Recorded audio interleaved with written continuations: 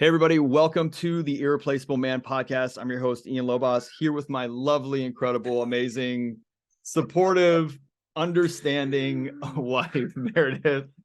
And look, we're going to be doing a lot more of these because we've gotten such good feedback from them. And this is what you guys want to hear. You want to hear that you're not alone and that what you're going through could be temporary for you if you make a decision to start doing the work and making the shifts and evolutions in you that are needed to get the results from your life and your marriage that you know are possible. Yes. Yes. Did you look at me for confirmation? No, I'm just looking at you.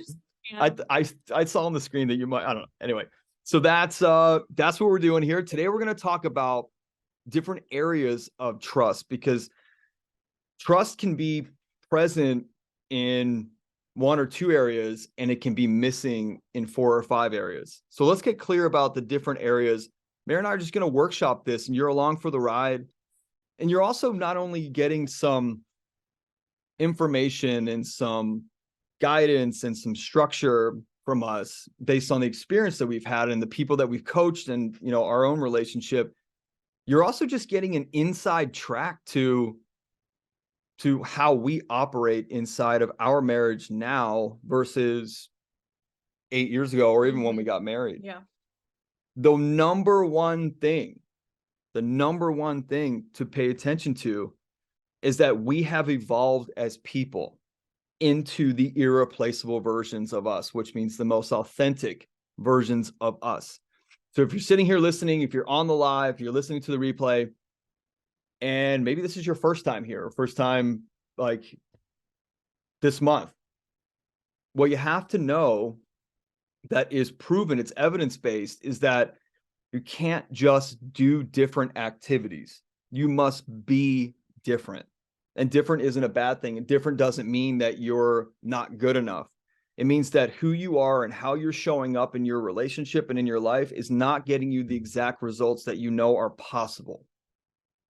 And there is where the shift and evolution lies in you, right? Your life, your marriage will grow to the extent that you do. And as you grow and as you shift and shed the parts of you that are no longer serving, what emerges, what's revealed is actually you, the authentic, irreplaceable you. And that is amazing. And that's what we're here to do. Is we're here to help you. We're here to help you become the most irreplaceable version of you possible. Well, let's get rolling. Okay. Here we go. Trust. You're going to run this whole thing today. I still feel awkward. Let's get closer here so the camera's okay.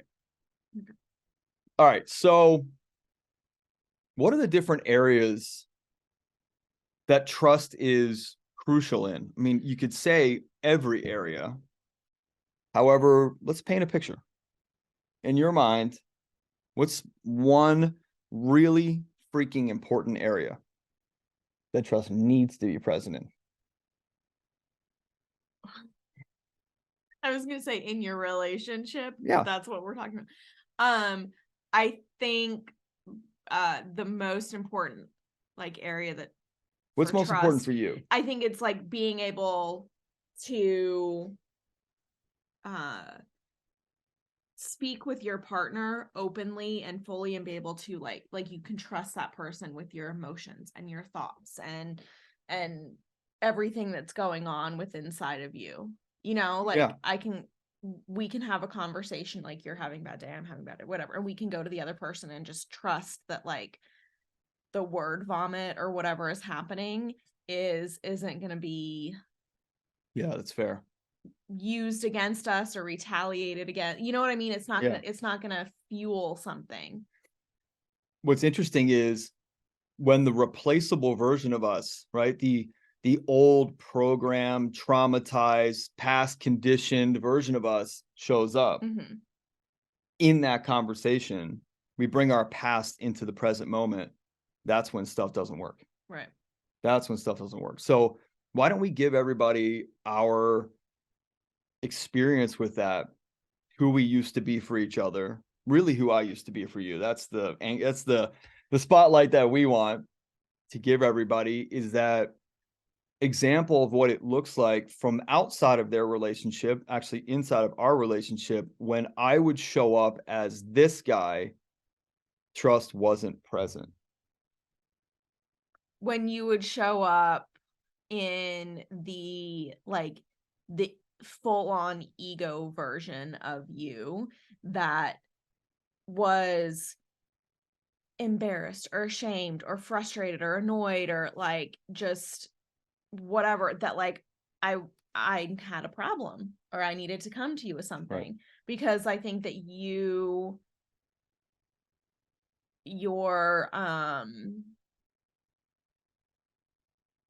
version of me, Yeah. I'm using air quotes, that you like had created was like, I don't need anything from you. That you didn't need anything from Yeah. me, that I needed all from you. Yeah. Yeah. And so like I can remember many a time. Well, let's talk about them. Like, Would get where like I would be like, Ian, I'm having this issue, I'm having this problem, this is how I'm feeling, whatever, and you would immediately jump into how it affected you and how it affected you and what I wasn't doing for you because I was feeling this way. And I think that like a lot of what we had to rebuild in trust was me being able to come to you and say, this is what I'm feeling, this is what I'm experiencing right now. right. And this, I think we touched on this the last time we recorded too, of like the conversation, like when, I'm not asking you to solve a problem, I'm not, kind of setting the tone for that, right? Yeah. And that took some work Yeah. for us to get through, for me to be able to trust you again, to like, because we established that like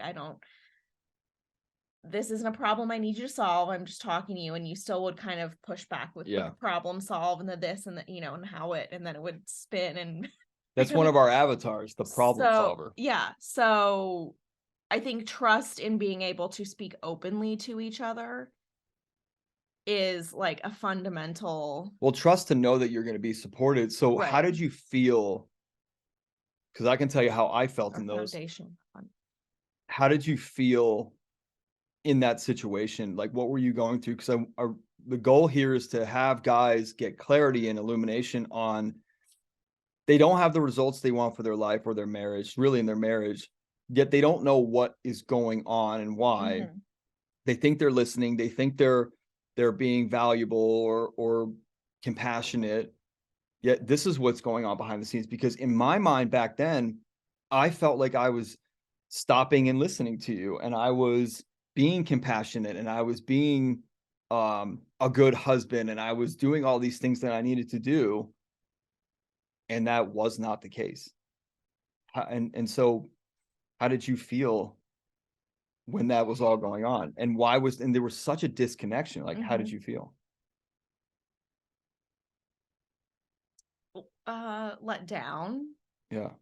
And how did that, you keep going with the feelings, I just want to know, how did that impact you and the way you felt about me or thought about me going, like, every time? Well, it meant that I didn't have anyone that I could come to or rely on. So I had to seek support out in friends. You wanted that from me. Even more so than I, had support from friends, but even more so. And I think that that put not having your support or not being able to trust you with my feelings or my emotions, or even just like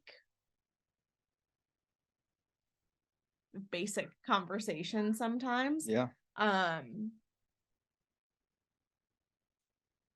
of lonely a little bit is, I think, kind of how it feels. Is that kind of? Oh, we want to paint a picture. The guys are listening because they want an inside track. They want to know, like, this is probably what my wife is thinking, and now you guys can make changes, and we're here to help if you need it. Like, you were lonely. Yeah. You felt alone, even though you had me as a partner, in quotes. I have realized that, like, the provider and problem solver, check writer, successful, whatever that I wasn't enough. And in my mind, and I know a lot of guys that I speak with, in our minds, we think it's enough. We think that that's our job, and we're doing it at a high level. That means that nothing else is required from us.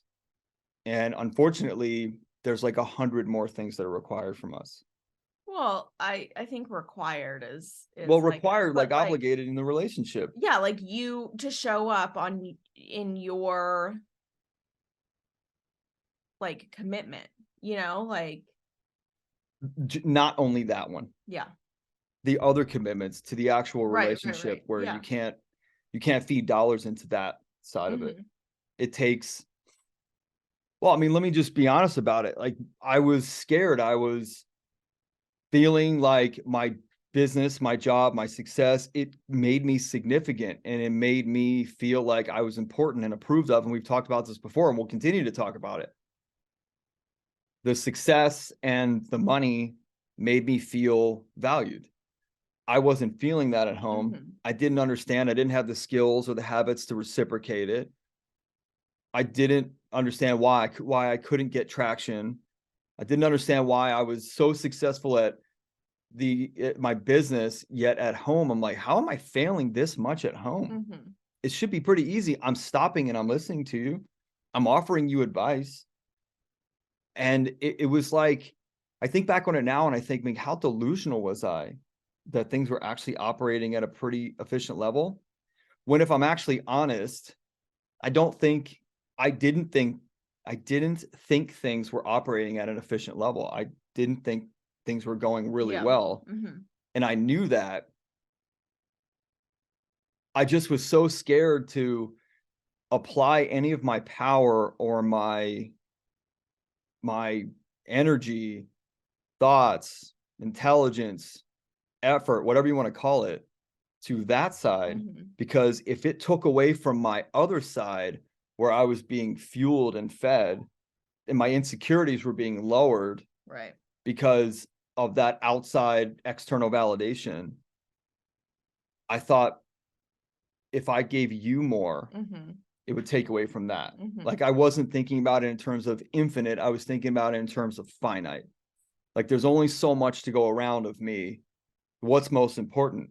Well, I was telling you that you and the kid and our daughter were most important. However, my actions showed repeatedly for years, which I deeply apologize for, that it wasn't that Yeah. case. And it took its toll. And like, our whole point on here is to help guys understand what's really going on behind the scenes in their wife's mind or their employee's mind when they're so focused on themselves, not in the most serving manner, and thinking about or being driven by their past, their conditioning, their programming, their fear. Like, this is what is happening and is being created inside of your relationship and your marriage. Mhm. And Connick the other day was like, I really like the way you guys interact and talk Mhm. about this. And look, it's not the most comfortable thing in the world to talk about. I just think it's absolutely necessary because, I'm leaning back a oh, little bit okay. more than I Just want to was make sure. because I adjusted my It's necessary because people need to know that they're not alone. Men need to know Right. they're not alone, and that it is solvable. It is shiftable. Mhm. You can make this shift. It is possible. Even like what you and I were talking about the other day, it wasn't like we were active in divorce court. Right. In my mind, divorce was we were on the doorstep of divorce Mhm. because I could not see a path forward if change wasn't made. Mhm. Because I had seen over time, I don't want to say the give up. I had started to really become aware of the results of my actions Mhm. in you. Right. And that is what led me to understanding this thing's going to go bad. This thing's going to end quickly right now if I don't make a change. And that's what we talk about with guys all the time is it might not be at a place of divorce. It might not be at a place where you're separated. It might be at a place where it's so damn low, you might not even know about it because Yeah. you're that delusional, and I was too. And it might be where this conversation, this understanding, this illumination is allowing you to understand, whoa, I see those signs. Then I want to talk more about what you were feeling so guys can understand. Like, your wife might not have come to you and said, I want a divorce, or I want to separate, or this isn't working. Or she might have just come and said, hey, like, things aren't working here. Or there's no verbal, there's no communication. And what you guys are experiencing is a complete disconnection. Your communication is surface level at best. Your connection and reason for being together and mission of the marriage is basically your kids, because you love each other, because you split your bills, and for companionship. And I like to isolate those four because that is the most common reason why people stay married. Right. Over like over 7 years. That's why people stay. It's because it's inconvenient to get divorced, yet they're starting to grow apart and live these separate lives, and they don't know why shit's just not happening. It's not working. And that was what hit me was, man, how do I get this thing back online? Was it ever online? You know what I mean? Mm-hmm. And there's a trust factor for me in there that was like, can I trust you that when you say you'll stay in if things change, can I trust that you'll actually do that? Because now my insecurity is really cranking, Right. you know? And although so many of us look tough on the outside, like, I was crumbling on the inside, thinking about what it would look like without you. Why are you giving that smile?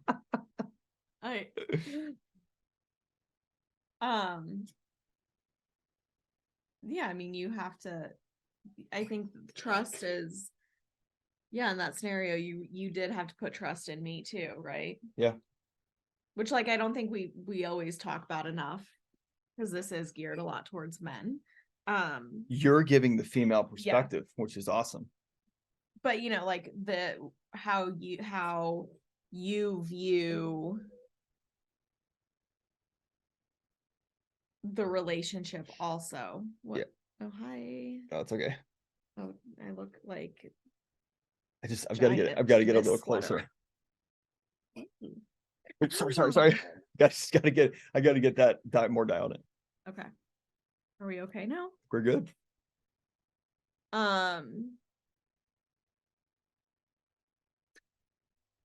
Slide this way so it's not more of an angle. Like, I gotta pay attention to how our content looks. we need to sit straight on. We should get like 2 chairs and each have our own microphone and sit like an interview style. Yeah, I think I'm gonna change the setup. Anyway. So yeah, that's better. Okay. So there is a trust factor from both of us. Yes. Yeah. I want to explore more about what you were experiencing just in that vein. Can I trust this guy with what I'm going through and my feelings and my emotions and my experience? Can I trust this guy to hold that space for me? And guys, I'm going to tell you right now, for 80% of you, your wife would answer no to that question. Yeah, it just would. I mean, we deal with enough guys every week. Like, your wife would answer no to that question. And that's a huge problem, because what it's doing is it's eroding anything that you built, anything that you got. And it's also eroding her trust for you that has to be rebuilt. I mean, I mentioned it in our 12-step guide to becoming an irreplaceable husband, which if you don't have it, you can download it. I'll put a link in. And it gives a very clear, you got to learn to trust yourself, and you got to learn to trust your wife, right? Like, you've got to learn to trust yourself, and you got to learn to trust her, because if that's not happening, she's not going to learn to trust you. Do you think that a lot of like trust issues come up because we don't trust ourselves? Yeah, 100%. Where we make our job or our business or what we do professionally or who we are, in our personal life, as far as the guy that drives that car, or the guy who's really good at golf or tennis, or the guy who lifts a lot at the gym. We form this identity around, because we just don't trust getting that irreplaceable, real, honest, authentic version of us out. And that's a problem. Huge problem. So I want you to go back into, I want you to really paint that picture of, or can you paint that picture of how you felt and what that looked like, and how were you trusting yourself at that point? Because you had a little baby. Yeah. I mean, so Or we had a little baby. cut yourself right out of there. It lonely, and I think that for a long time I was very much in survival mode. So trusting myself was just about like surviving the day and like being able to take care of the baby and all of that. So I don't think that like I necessarily was in a place of deep thought and, you know, how things were really affecting me. I think I knew that I didn't have the support. So just straight up survival mode. And then, you know, when I would break down, or, you know, like when I would come to you with something, or share my feelings and emotions, or like say that I need you. And if you didn't show up in those moments, I think that like it was easier for me to survive the way I knew how than, which was your trauma anyway. Yeah. Survival. You know, making it to the end of the day and like, okay, did I like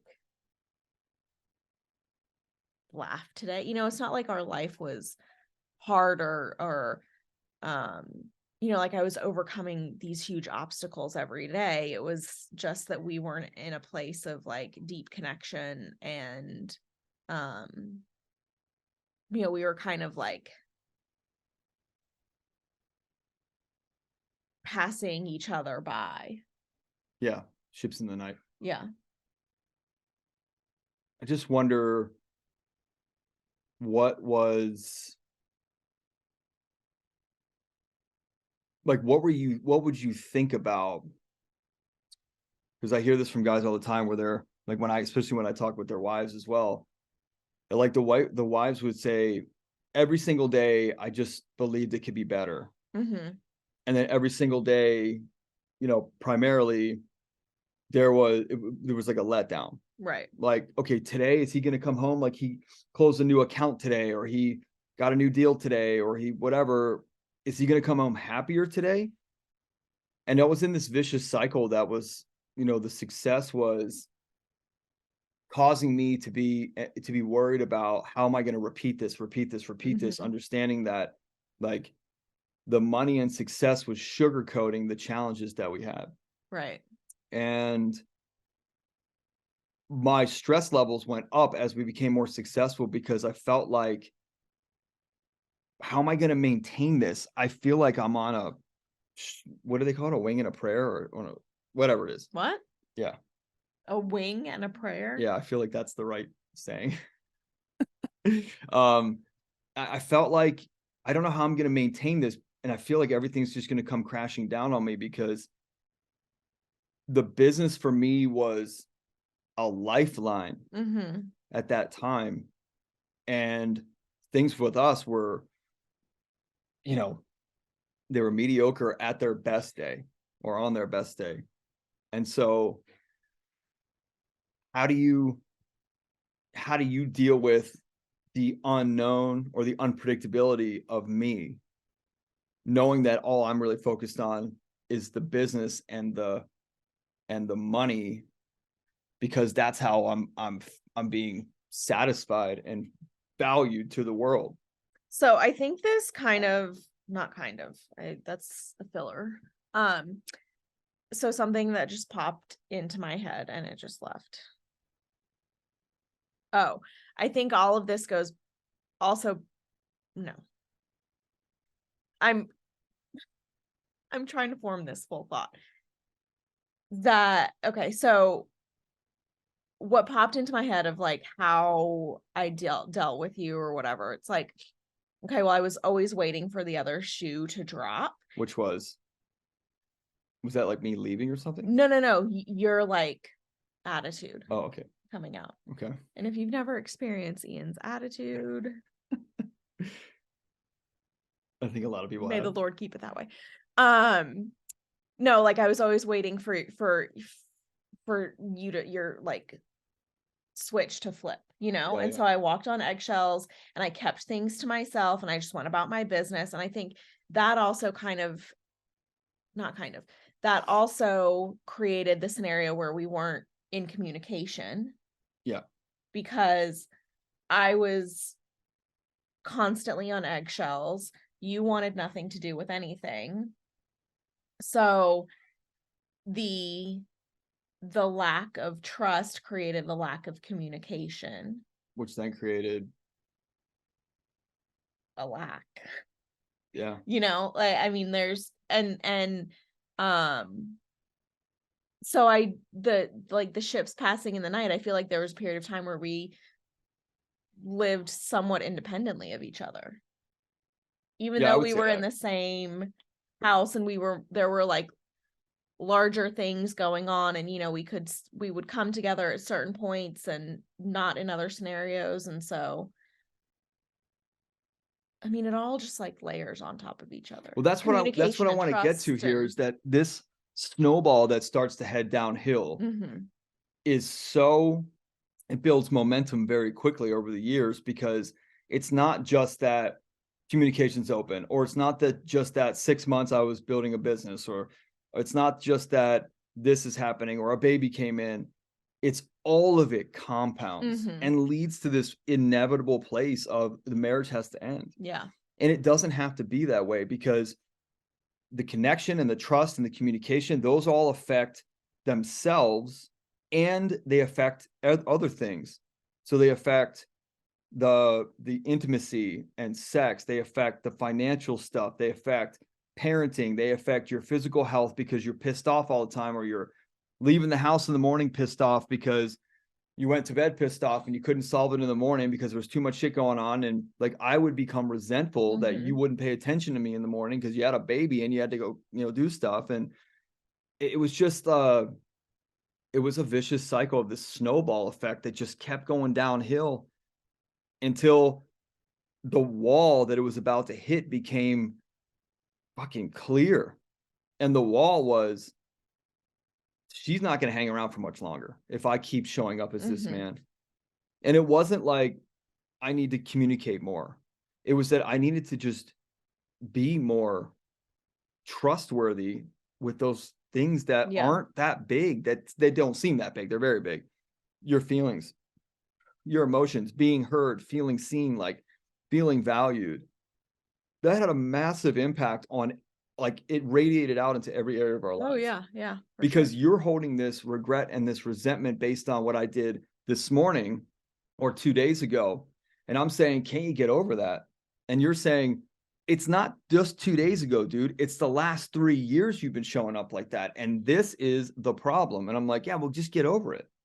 Just move on. Just move on. It happened yesterday. It's in the past. And it was just me saying, I'm not ready to actually deal with the man that shows up for you. Right. I know that's not him. You're telling me that's not him, that's not my real self, my authentic, irreplaceable self. Yet that guy is keeping me safe. And that guy keeping me safe, that guy I was showing up as, was also detracting and a massive detriment to our relationship and marriage. It's true. It's huge. And there's a compound effect, guys. There's a compound effect that's happening at every moment.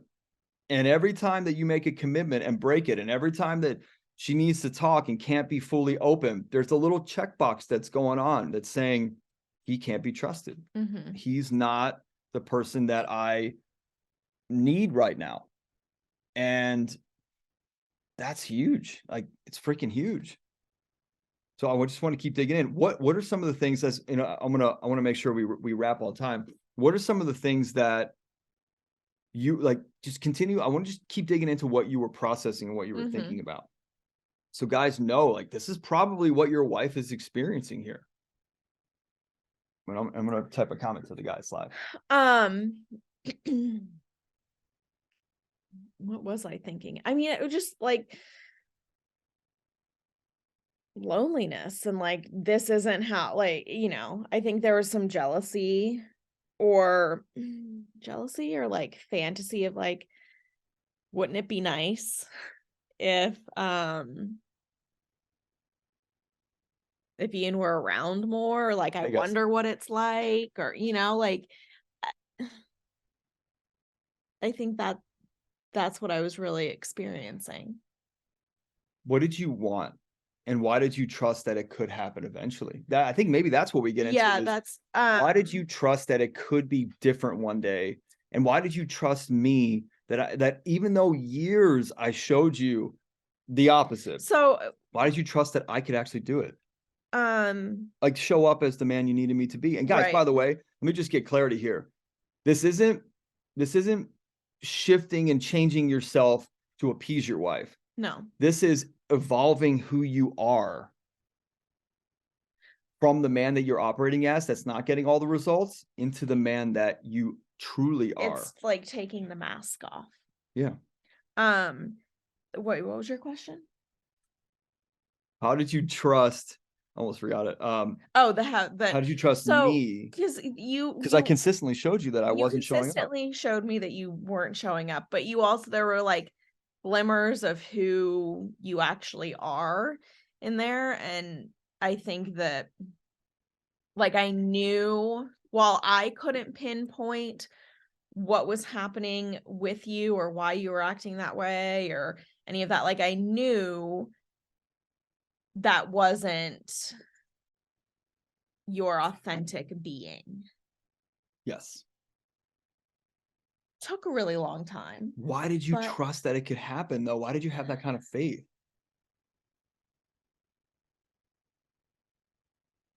I don't know, maybe it was just like blind faith. Or like I just, you know, it never, there was like never a point where I was like, okay, today's the day this ends, you know? Were you just gonna, I want to point this out Well, I because mean, there and are, also I kind of like I will tell, I think I knew that I still had work to do also. It wasn't like oh, a that's all okay. on Ian. I think I knew that I still had work to do. And so while you were more overt Yeah. with your um behavior, I guess, I think I still had a responsibility in there too for myself. You think other wives think that too? I'm sure. That they have a responsibility? Yeah. Yeah. I mean, if you're a, yeah. I just think about that. I think about that when I talk to guys that are having challenges like we were. And one of the questions I ask is your wife on board? Mhm. Or is she completely checked out? And although some guys say she's completely checked out, is she really checked out? Or is that her forced function because it's Well, yeah. so, she doesn't want to keep getting hurt. She doesn't want to keep expecting a different result when it's not happening. And then, you know, guys, by the way, if you don't have our irreplaceable man our replaceable man assessment, which labels the 10 different replaceable man avatars, like, the guy that I started to become once that event happened where I thought, man, she's gonna leave. Like, I gotta make a change now. I don't want to lose her, and I can't keep playing around.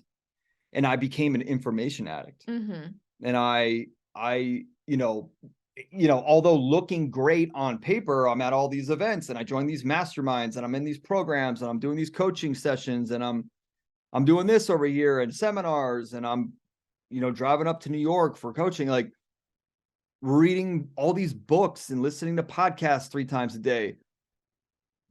It was overload. I was basically just information overload. I was just scraping as much into my mouth as I could, and I wasn't letting my body digest, for a food analogy. And how did you even trust then? Were you just like, well, something will happen eventually? I mean, something's got to take. Like, what was it in me that you saw or evidence that you had? And I want guys to know this. Like, what is the evidence that you had to prove that this thing was going to keep turning in the most serving direction? Or was it just this trust and faith, like blindly and openly? I think it was twofold. I think I knew you well enough to know that like you had more underneath, and it wasn't. Do you think it's because I was so open with you about my feelings and stuff like that? I mean, I didn't share emotion with you until like really like 2017, like real emotion, like crying in front of you. But do you think it's because I shared more of my deep stuff and my communication with you or toward you was more open, so you knew more about what I was going through was inside? It open? Well, at the time it was. Compared to today, it wasn't. At the time it was. I think I was pretty open about things that I was dealing with and experiencing. At least I thought, in my like angry explanations, at least I thought, well, at least I'm getting it out. I'm not bottling it up and using substances or other things to cope. I mean, I was, but I still, I don't know. I still think that even at that point, I felt like I was communicating pretty openly. You probably were for who you were acting like, you probably were speaking very openly, but like knowing you today and how you've kind of shed all of that. It's also the evolution. I know. And here's the difference I want to tell the guys. The difference is I share openly today almost at the same level as I did back then. However, the difference is that today I don't share as the scared past version of me. Yeah, I share openly as the present, irreplaceable, authentic me. Yeah, so that's a good distinction to make, because definitely I think you weren't sharing real feelings and emotions and thoughts. I think you were still in the what? You have to move over a little bit more. Well, we'll figure this out for next time. I think the problem is like I can't sit straight forward. Here, sit straight on here. I'm gonna move it. No, I can stand right here. Okay. Or sit right here. All right, go. Yeah, you weren't sharing authentically. You were still sharing from an ego place. Yeah. Yeah. And I think you also were confused about your confused might be like an aggressive word to use for that. I think you just couldn't understand your feelings and emotions and thoughts, and so they came out in like anger and just like really weird reasons. I mean, I was scared. I was scared of not being this guy that has all the stuff that I want, that makes me feel comfortable and safe and secure and approved of and valued and appreciated. Whereas, like I said in the beginning, on that other side, that's where I needed to be valued and appreciated and approved of. And I just was really scared that it wasn't that. And I'm telling you, it is 80% of the guys that I talk to that they're saying, I know things need to change. I just can't get out of this trajectory that I'm on with my job or my business or my outside life. And there's not enough stimulation at home. So they're seeking elsewhere. And that's what it was for me. It was like, I felt I felt entitled Mm-hmm. to be entertained and taken care of by you. Yes, you I did. did. You really like, yeah, you really What was that like for you? Because exhausting. and listen, no fault of my parents. That's just the way I watched it happen. You Yes, know? because your mother does everything. Yeah. And that was their um agreement. Mm-hmm. And when you look at that as a model, you think that is the agreement. Mm-hmm. I go out and I earn money and you take care of everything else, right? Even though my dad did more stuff, like just let's just put it in generals. So how was I supposed to know? And most guys out there are maybe either watching the same Well, thing. that's true. We definitely mimic the relationships Yeah. that have been modeled for us. Sorry, I keep leaving them. But yeah, you for sure thought you were entitled to No. all of it. I want to speak to that guy out there who's thinking like, well, I like a clean house or I like my dinner to be made. And it wasn't what I needed. It's just what I watched. Mm-hmm. And it looked like it worked really well.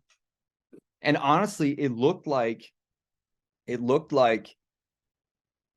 people weren't in pain when it came to that. Well, you have your job and I have my job and you have your job and just that's it.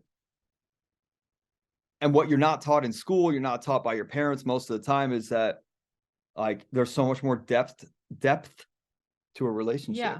Well, and that I think too, like when we got married, we didn't have that discussion of like, okay, well, who does the laundry? Are we each responsible for our own? Do we So do it I want together? to Are we that's the point I wanted to who make. makes dinner? Who does dishes? Who does the grocery shopping? Who, like Yeah.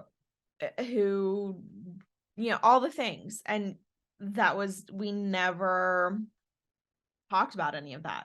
Yeah. And There's no expectation set. yeah. That's one of the other parts of the 12-step guide. And in the marriage course that you and I are building, setting proper expectations and boundaries is an entire 2-week topic. Right. So yeah, sorry. I didn't mean to cut you off. No, you didn't cut me off. Oh. That's it. You pinpointed it.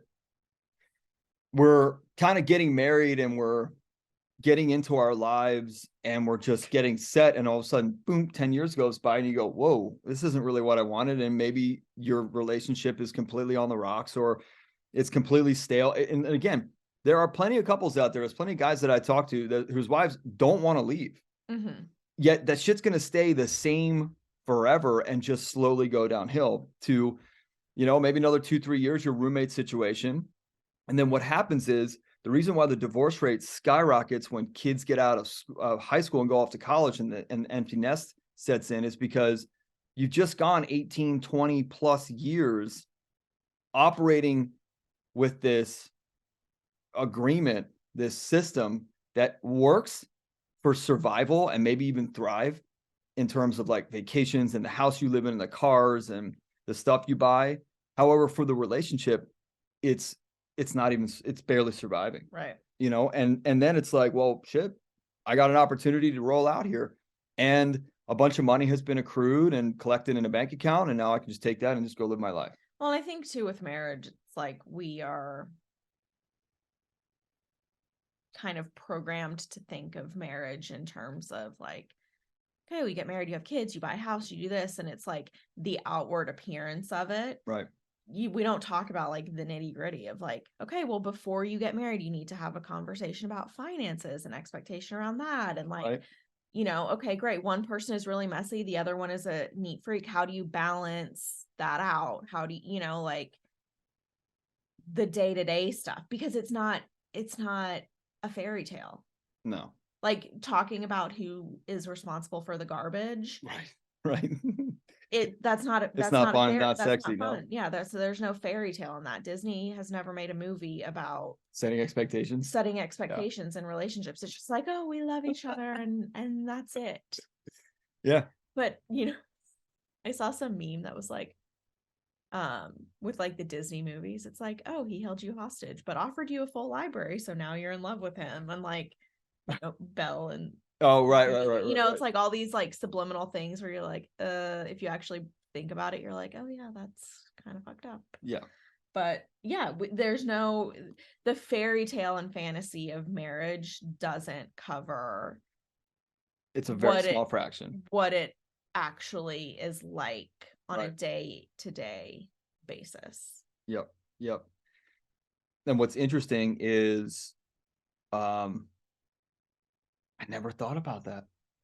I didn't either until it got to the point where it was like, what is actually happening right now? Right. Like, what are we actually doing here? Because everything that fell onto me, it was like, is this really how I'm supposed to live my life? Yeah. Like cleaning and cooking and running errands and like taking on all of the responsibility, and then you just fluttered by. Yeah. In my mind, my mindset was, I'm doing a lot of work at my job and my career, so marriage should just take care of the rest of it. And we also don't talk about like, but here's the home thing. being work. Well, so yeah, that's the thing that I didn't think about, because I think the model made it look so easy, and then you made it look so easy, and anybody else that I dated, that I'd lived with, just made it look easy. And there was no person that I ever dated where we set expectations.